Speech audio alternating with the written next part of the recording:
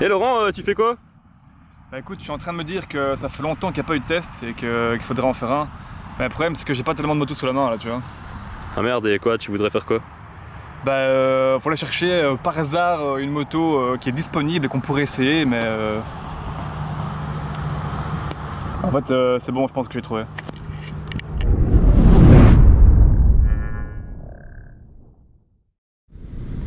Bonjour à tous, aftershockiens, aftershockiennes, j'espère que ça gaze, en tout cas pour nous ça gaze même plutôt bien.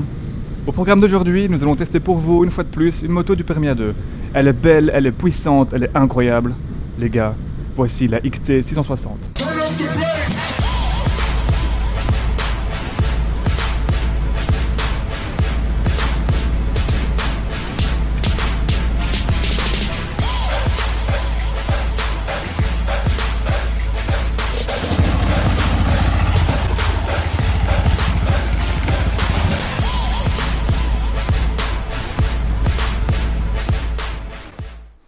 La XT, c'est une super moto de chez Yamaha, disponible en deux types, R pour le trail et X pour le supermotard. C'est une moto qui n'a pratiquement pas changé depuis qu'elle existe, c'est-à-dire depuis une dizaine d'années, parce qu'il n'y a rien à changer dessus, mis à part peut-être 2-3 petites choses, mais ça, on va y revenir plus tard. Passons maintenant aux données techniques.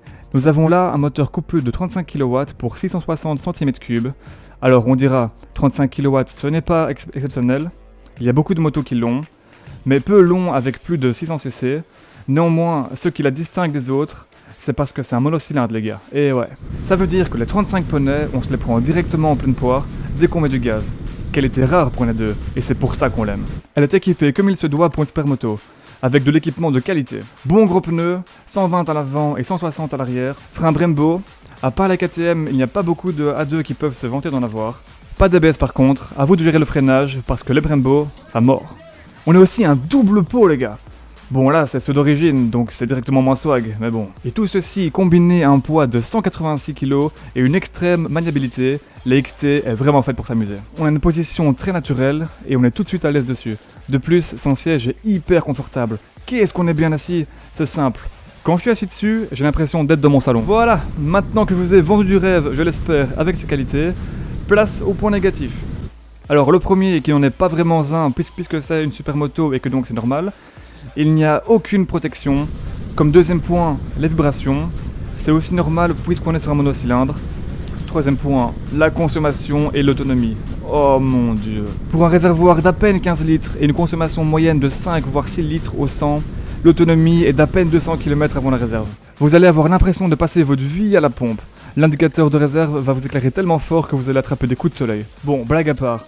Même si c'est un peu embêtant, ce n'est rien comparé au bonheur et au fun que j'en tire. Et comme dernier point, je rajouterai une 6ème vitesse, parce que oui, elle en a que 5. Même encore maintenant, je cherche la 6ème par réflexe. Ça serait quand même pas mal pour se caler à un meilleur régime quand on roule à une vitesse de croisière. Néanmoins, après plus de 4000 km sur la XT, je n'ai aucun regret à l'avoir choisie. Elle m'apporte un plaisir de conduite que je n'avais pas avec la Ninja. Les gros cubes, c'est vraiment un autre monde. Vu qu'on s'adresse aux jeunes permis et parfois à ceux qui n'ont pas encore de moto, est-ce que je conseillerais la XT comme une première moto ? Non!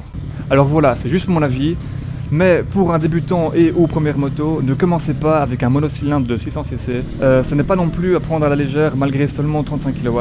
Pour apprendre la moto, il y a des modèles beaucoup plus adaptés. Je pense par exemple à la série DCB de Honda. Après voilà, chacun fait comme il le sent.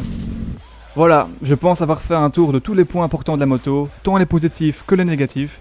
Si vous avez encore des questions, n'hésitez pas à nous les poser dans les commentaires ou dans les messages comme d'habitude. Sur ce les gars, n'hésitez pas à nous suivre sur Facebook et sur Instagram. Et comme toujours, stay safe, ride safe. Ciao.